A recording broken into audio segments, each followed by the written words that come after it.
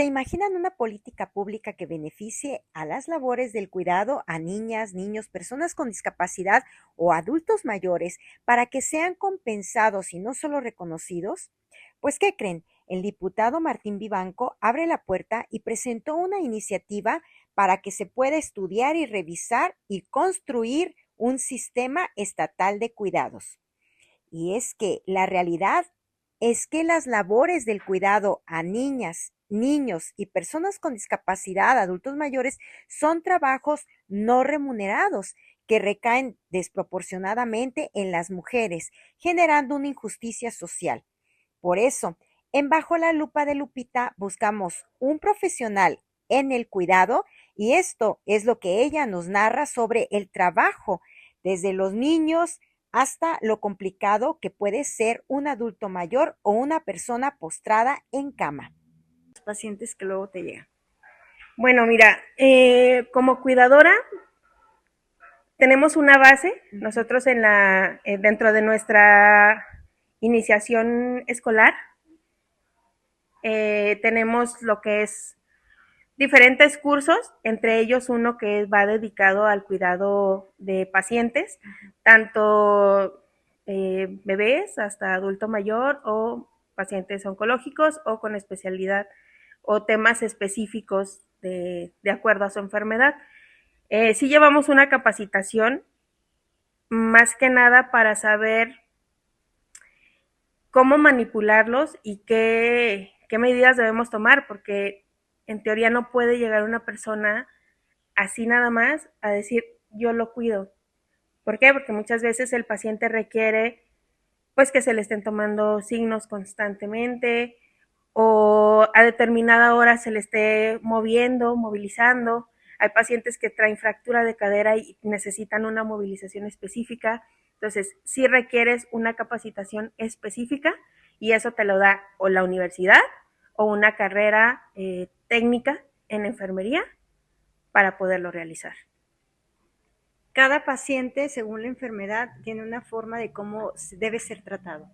Sí, no es lo mismo cuidar a un paciente que acaba de salir de una cirugía, vamos, una vesícula, un apéndice, o simple y sencillamente una persona que a lo mejor sufre, no sé, a lo mejor tiene anemia y requiere, no puede estar tanto tiempo de pie, no lo tolera la tierra parada, así. A un paciente, por ejemplo, que ya tiene ya por su edad ya no puede estar de pie, ya es un paciente postrado que requiere que lo estés moviendo constantemente, pues para que no se esté llagando, o un paciente oncológico, o sea, sí requiere cuidados especiales. ¿Sí? Más que nada la movilización de las camas, porque hay que tomar en cuenta que la cama, pues sí, a veces dice, ay, qué rico, quiero estar todo el día en la cama, pero para un paciente que tiene que estar toda la vida acostado es más complicado, ¿sí? Se llagan y hay que estarlos cuidando, hay que estarlos manejando. Hay pacientes que ya por tanta cama, pues ya su piel ya empieza a deteriorarse y genera llaga en cuestión de minutos, ¿sí? Entonces requieren un cuidado especial. Muy similar a lo que pasa con los adultos mayores, que por lo regular son los que en este momento hay muchísimos, podríamos decir hasta abandonados, que creo que hay incluso obras de caridad, hacen grupos, obras de caridad donde van cada cierto tiempo a limpiarles la casa, a cuidar, a ver qué necesitan, ¿no? Sí, mira, en el adulto mayor, te digo, la piel empieza a deteriorarse, por lo tanto te empieza a generar llagas, que eso es lo principal. Y esa es una de las principales causas por las cuales dicen es que o se cataloga como un abandono de paciente o un abandono o omisión de cuidados al adulto mayor. ¿Por qué? Porque dicen, es que ve en qué condiciones está. Pues sí, pero no se dan cuenta que también requieren una movilización a determinado tiempo para evitar ese tipo de condiciones. Hay muchas veces que dicen, a mí me tocó también un paciente que en su momento me decían los familiares, es que ¿cómo lo baño? Yo no lo puedo. Pues no, pero también tenemos nosotros como enfermería, tenemos el baño en cama.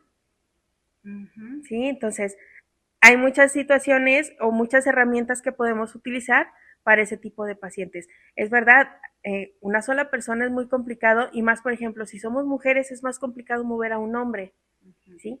Independientemente de si es adulto mayor y está muy flaquito o si tiene obesidad, o sea, es el peso es muy varía mucho, pues, sí, para nosotros como mujeres.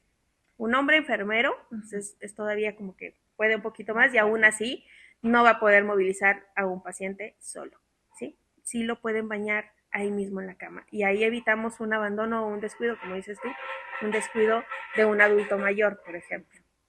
En esto del cuidado, también me imagino que debe de haber alguna ética, ¿no? Sí, claro. Mira, de entrada, el hecho de no... me ha tocado ver que dicen, o me mandan así como que fotos, estoy cuidando a un paciente y la foto del paciente y dices, ¿y dónde queda tu ética, no? Sí, porque sí, hay veces que nosotros en lo profesional se toman fotografías, claro, pero para uso médico, a veces el mismo médico tratante te dice, ok, tómale una fotito, me la mandas y de ahí te digo cómo realizar la curación, por ejemplo, ¿sí? Pero sí implica mucho la privacidad del paciente, que tengas esa sensibilidad de no sacarlo a la luz. O sea, el hecho de que lo saques en una red social no te van a dar más dinero por ello, ¿sí? Es únicamente la satisfacción que tú tienes al estar tratando a un paciente. El hecho de que tú puedas llegar a decir, o que te hablen y te digan, ay, mi familiar ya está bien, muchísimas gracias, yo creo que es algo que no te lo va a pagar la cantidad económica que te den. Sí. ¿En esto es bien remunerado o es más o menos? Porque luego también las familias pues no quieren pagar tanto porque no ganan tanto, pero tienen la necesidad de que alguien vaya y les cuide, algún profesional les cuide a su ser querido. Fíjate que en este tema hay algo que con lo que pudiéramos estar en contra, personal como yo que ya tiene una especialidad, que ya tiene una carrera, llámese licenciatura, llámese carrera técnica, porque ya te capacitaste. Tú ya pagaste una capacitación para que llegue una persona que no tiene un título o una capacitación previa y, y gane o quiera cobrar más que tú. Muchas de las veces cuando se pide el servicio y le dices, ok, yo cobro tanto por hora, o yo cobro tanto de aquí a la hora que tú me estás indicando, o te cobro tanto por noche. Te dicen, es que es mucho, ¿sí? Llegan a un punto en el que empiezan a buscar en redes sociales quién pueda cubrir a ese familiar o esas horas de ausencia de ellos y terminan pagando lo que esa persona pide, aunque no tenga el conocimiento previo para estar cuidando al familiar. Entonces, yo creo que es complicado decirte que es bien remunerado porque la verdad es que no.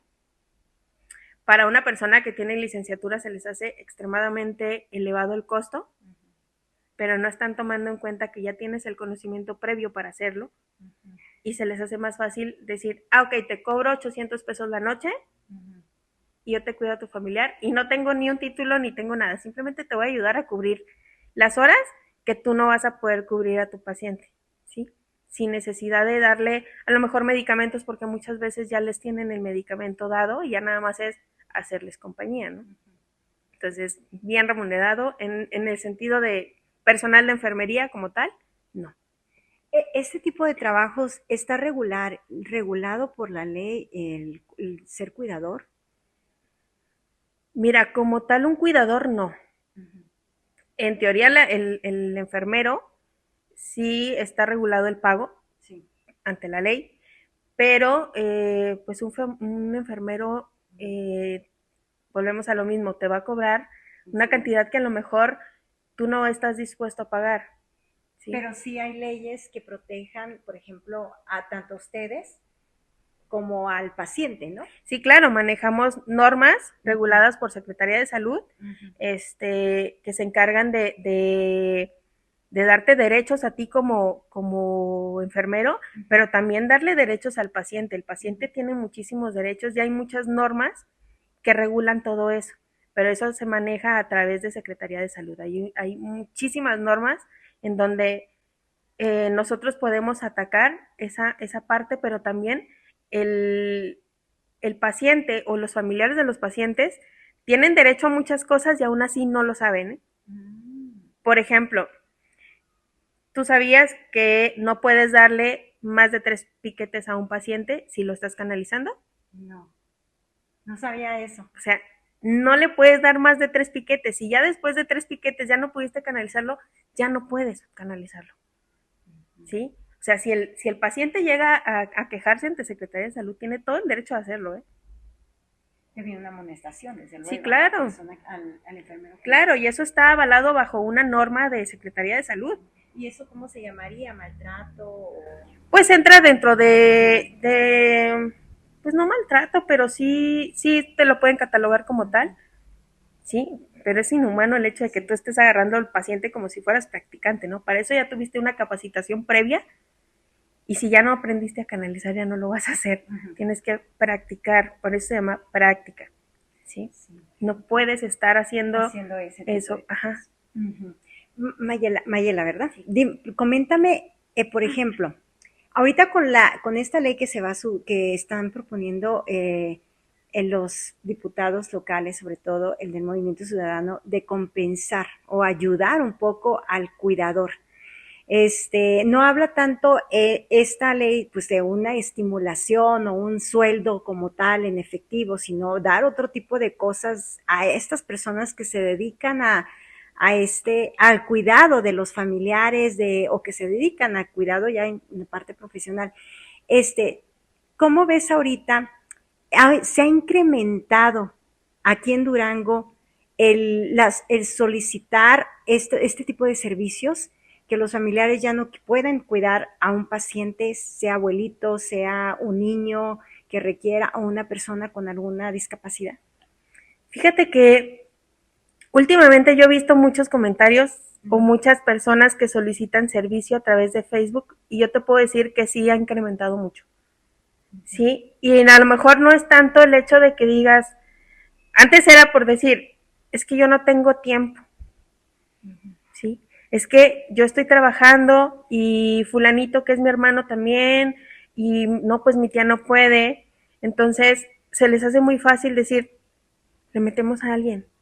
Y no está mal, digo, el problema es cuando llegas a darte cuenta de las condiciones del paciente, que no eres capaz de hacer tú una cuidadora si no tienes un conocimiento previo. Pero sí va en aumento y muchísimo. Simplemente hoy en la mañana me tocó un caso. Nos quedamos sin carro, me fui yo en un taxi y el taxista le digo, bájese, me espera aquí en la farmacia, voy a comprar unos cubrebocas. Entonces me dice, sí, está bien. Entonces cuando me subo nuevamente al carro, estaba hablando con una hija. Me dice, no, es que yo no puedo, es que ya voy a trabajar. No, ok, no te preocupes, hija, no pasa nada. Y cuelga y me dice el señor, dice, es que tengo a mi hermana internada desde anoche y nadie me puede hacer el favor de ir a estarse un ratito con ella en lo que yo saco dinero y la puedo sacar. Así. Entonces, muchas de las veces no es tanto el que no quieran cuidarlo, sino la cuestión de los trabajos o simple y sencillamente dices, ¿y yo por qué? ¿Dónde están los hijos de mi tía, por ejemplo, no? Entonces, realmente como un pretexto podemos tener miles, pero sí va mucho en aumento el hecho de que prefiera la gente ya contratar a una persona que no es nada del paciente para su cuidado que la propia familia. Tu profesión es muy noble, pero tú has encontrado que esto también puede ser forma, lo que narras, del egoísmo en el que se está viviendo y se está cayendo, donde ya nada más importo yo, y así sea mi madre, mi padre, mi hermano, mi tía, alguien así cercano, pues ya no me importa, es su problema. Fíjate que sí hay egoísmo, pero también hay bueno, me ha tocado también casos en donde yo he visto que no es tanto el egoísmo, sino que ya las familias cada vez van siendo menos integrantes, ¿sí? Tengo un caso bueno, fue hace 5 meses, falleció un amigo y sus papás, o bueno, su mamá ya es un adulto mayor. Aquí en Durango nada más se quedó pues la hermana de él y ahorita tienen internado a su padrastro. Entonces, la señora es un adulto mayor, pasa de los 60 años. Sí. Entonces, es una señora que requiere para moverse, necesita forzosamente o bordón o silla de ruedas. ¿Cómo va a cuidar a su esposo? ¿Sí? Entonces, sí hay egoísmo, claro, pero también existe, exacto, exacto. Hay familias que requieren forzosamente el servicio porque cada vez son menos, porque nada más una persona está. Y hay que tomar en cuenta que esa muchacha tiene 3 hijos que tiene que atender también. ¿Sí? Entonces, tiene un esposo, tiene 3 hijos, el niño más chiquito tiene 2 años. Entonces, tiene que partirse en cuántas partes para poder cubrir todo. Ella puede cubrir un ratito al señor, sí, pero también tiene que descansar para que llegue alguien más a cuidarle a sus hijos o ella darle de comer a sus hijos y ella poderse mover nuevamente. ¿Sí? Entonces, tiene dos caras esto, o sea, sí hay egoísmo por una parte, pero también hay situaciones en donde es necesario. ¿Sí? Entonces... Dentro de esta iniciativa se nos hablaba el diputado Martín Vivanco sobre dar estímulos a la persona cuidadora que se queda pues en casa a cuidar de ese paciente o algo. ¿Tú crees que dentro de esos estímulos como profesional en este tema del cuidado debería de abrirse mejor la posibilidad para que a esas familias, este familiar que quiere ayudar pero no tiene los conocimientos, se le pueda dar acceso a que pueda educarse o formarse en ese campo para que pues también lo pueda emplear después como profesión? Ahora sí, practicando ya con su paciente. Fíjate que sí, sí estaré bien, pero muchas de las veces hay muchos casos en donde dicen, ay, no, es que yo no. Ay, no, es que no, porque a mí me ha tocado que les digo, mire, venga para explicarle cómo se hace la curación, para en caso de que yo no pueda venir o ustedes ya no quieran gastar, pues lo hagan ustedes. Dice, ay, no, es que yo no. Sí, o sea, estaría bien que hubiera alguien que realmente dijera, yo sí quiero aprender. Claro, hay muchos casos, te puedo asegurar que la mayoría de las personas que han entrado a capacitación a la escuela donde yo salí, ha sido por una situación personal en donde dijeron, es que yo tuve a mi abuelito así, es que yo tuve a una persona así y por eso quiero aprender. La mayoría de los casos ha sido así. ¿Sí? Están contadas las personas que dicen, sabes que yo no pasé el 0 y para no perder el tiempo me vine por acá. Ya después me nivelo. ¿Sí? O otras en donde, como mi caso, que así como que, ok, yo ya tengo una carrera previa, entonces, ok, pero esto es lo que realmente yo siempre quise hacer, entonces entro. Es una vocación, es con lo que naces. Es una vocación, la verdad. Entonces, no estaría mal el que hubiera, vamos, una forma de poderlos capacitar, pero realmente está en que quieran hacerlo los familiares. ¿Sí? Aquí lo ideal sería, vamos, incentivar a las personas a decirle, yo te beco para que tú, cuidador, te capacites y puedas realmente trabajarlo, seguir trabajando en esto, pero ya con el conocimiento previo y el papel que te indique que eres mínimo auxiliar de enfermería. ¿Sí? En tu caso, ¿qué es lo más importante que debes? Bueno, me imagino llevan una serie de materias, pero lo que tú puedas decir, esto es lo que más necesito dentro de mi profesión como cuidadora. Híjole, yo creo que lo básico, mínimo saber tomar signos, porque muchas veces dicen, es que me convulsionó el paciente y no sé qué hacer, pero no sabes si trae la temperatura alta, ¿sí? Y por eso te convulsiona. Entonces, yo creo que lo principal sería capacitarlos a lo mejor en toma de signos, movilización de pacientes, saber inyectar, porque muchas de las veces también es necesario,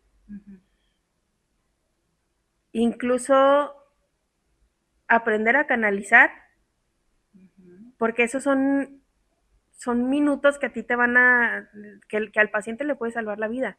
De aquí a que llega el familiar o de aquí a que llega la ambulancia, o sea, son minutos que te marcan ahora sí que un antes y un después en la estabilidad del paciente o en la salud del paciente. Yo creo que eso es como que lo principal que como tal debería o te marca la enfermería, ¿sí? Una toma de signos correcta, este, y sobre todo pues la movilización, digo, porque es más bien para adultos que son postrados, es lo ideal, ¿sí? ¿Qué otra de esto? Bueno, ya hemos platicado todo lo que tú estudiaste, todo lo que te ha tocado ver, pero ahora viene la parte de lo más difícil que te ha tocado ver con los pacientes, en su entorno, en la humanidad que ellos necesitan. Híjole, pues es que realmente como tal algo que yo te pueda decir es que es difícil, a lo mejor para lo que nosotros es realmente fácil, para ellos es muy complicado. Una de ellas a lo mejor es el decir, tengo todas las ganas, a mí me tocó un paciente que decía, es que yo sí quiero vivir, o sea, realmente yo quiero alivianarme, yo quiero regresar a trabajar, pero muchas de las veces tienen un diagnóstico erróneo y eso te lleva a un tratamiento erróneo que al final termina en una cama y un paciente muerto, ¿sí? Entonces,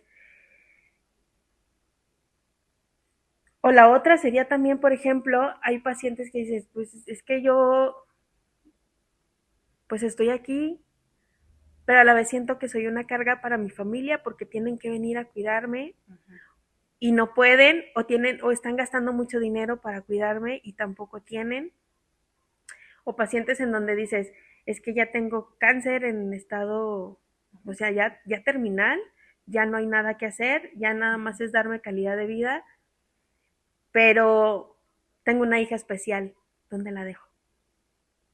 No tengo familia que se quiera hacer cargo de ella por su condición, ¿dónde la dejo? Entonces, son situaciones que a lo mejor para nosotros es muy difícil porque dices, ¿cómo te ayudo? ¿No? Por mucha humanidad que tengas y por mucha vocación que tengas, son cosas que se salen de tus manos. O sea, que dices, nos tragas saliva y dices, ok, me retiro, hasta aquí es mi chamba, ¿no? ¿Te has involucrado también con ellos emocionalmente? Sí, Pues hay emocionalmente de pacientes. sentir que, ay, ya, pues ya se fue, ¿verdad? O que muere y pues sientes el huequito, ¿no? Sí, claro. Sí Ujú. me ha tocado pacientes, entre ellos mi amigo, cuando falleció hubo un tiempo, yo duré como unos 15 días, yo creo, culpándome por su muerte. Por y si hubiera llegado 5 minutos antes, tal vez lo hubiera encontrado vivo, ¿sí? O esas, cuando él fallece, a mí me marcan 10 minutos antes y yo dejo el teléfono en la cama en lo que yo doy de cenar. Entonces, cuando yo agarro el teléfono, justamente ahí donde estás sentada tú estaba yo, me acuerdo del teléfono, me levanto, lo agarro, ya tenía 3 llamadas perdidas y 5 mensajes. Entonces, esos 10 minutos, yo dije, a lo mejor, si yo hubiera llegado a tiempo, a lo mejor la historia sería otra. Pero la realidad es que no. O sea, ya analizando médicamente la situación, tampoco hubiera llegado ni siquiera a la clínica, aunque estuviera por muy cerquita. Sí, entonces, sí hay pacientes en donde yo he tenido o me he involucrado mucho o me ha pegado mucho. Tuve también un comandante que falleció hace poquito, de fiscalía, y también me pudo mucho porque yo sabía que tenía situaciones de depresión y muchas cosas así. Entonces, sí llegas a involucrarte mucho en la cuestión emocional con los pacientes, pero sabes que tienes un límite, ¿no? O sea, tu chamba es la cuestión médica y a lo mejor como apoyo emocional pudieras nada más escucharlos, pero muchas veces no puedes hacer nada. Sí, ya depende de algún otro especialista o depende de su propia familia o simple y sencillamente depende de él. Sí, pero sí me ha tocado. Por último, ¿es difícil o es fácil ser cuidador? Pues depende. Sí. Depende de qué paciente te toque, ¿no? Hay pacientes que son, yo creo que principalmente cuando te gusta lo que haces, es muy fácil, ¿sí? Cuando realmente te gusta lo que estudiaste, cuando realmente quieres hacer esto, se te hace muy fácil. Pero también se te puede llegar a ser complicado porque a lo mejor el paciente ya está en una situación crítica en su enfermedad o a veces que se ponen agresivos de la nada por estar tanto tiempo acostados o por el o sea, por el hecho de que están encima de ellos. Entonces, ahí se te pudiera hacer difícil. Pero yo siento que cuando realmente te gusta lo que haces, es lo más fácil del mundo, ¿sí? Entonces, al menos a mí sí me gusta lo que hago. Entonces, para mí yo te puedo decir, es muy fácil. Claro, hay momentos en donde dices, ¿cómo lo trato si no se deja ayudar, va? Pero, pues si tú empiezas a metértele por el buen lado, dices, mire, pues te voy a tratar bien, ayúdame a ayudarte, ¿sí? Según el diputado, un sistema de cuidados debe ser transversal, articulando políticas en salud, educación, movilidad y bienestar social, sin depender de un solo programa o dependencia. Insistió al Congreso, a sus compañeros diputados, a abrir el debate y posicionar a Durango como referente nacional en políticas de cuidado. Buenos días. Para Bajo la Lupa de Lupita, sobre el tema de que trae del punto de, es una iniciativa de cuidadoras. Esto, cómo se está, va a manejar? ¿Cuál es la propuesta que trae? Sabemos que está a nivel nacional. Sí, es que hay un sistema estatal de cuidados que más que nada es un sistema de coordinación entre varias dependencias para articular los ejes de una política de cuidados. Hay muchas cosas que ya hacen en los tres niveles de gobierno que pueden caer como política de cuidado, pero no se sabe y no están articulados y no están comunicados. Una política de cuidados lo que hace es descargar o remunerar o reconocer el trabajo que hacen los cuidadores. Pero eso puede ser en múltiples vertientes, en muchas formas de política pública que pueda abonar a eso. Si creas un sistema en donde cada una de las dependencias se pone de acuerdo en ciertas políticas públicas y se establecen como de cuidados, entonces ya tienes claro quiénes deben ser los beneficiarios y cuál es la política pública concreta. Por ejemplo, una política de cuidados bien puede ser una guardería. Entonces, todas aquellas dependencias que en servicios de guardería ya están de cierta manera dando una política pública de cuidados. El chiste es que esa guardería se articule con, no sé, escuelas de tiempo completo o el reconocimiento del trabajo de los cuidadores y que se le haga una remuneración o una política fiscal para empresarios. Si todo eso se empieza a articular, se hace el sistema. Eso es lo que estoy proponiendo, pero estamos en el primer paso. El primer paso es que esté instalado en la Constitución. Ya los lineamientos, ya los detalles, ya la definición estricta de qué va a ser una política de cuidados y no debe hacerse en legislación secundaria. En el caso de esto también entraría, por ejemplo, los cuidadores de personas, de adultos mayores. Sí, claro, por supuesto, pero ahora todos vamos a ser cuidados en algún momento de nuestra vida, ¿no? Todos somos cuidadores y cuidados. Entonces, es una definición porque hay personas que se dedican a eso profesionalmente, eso es una cosa.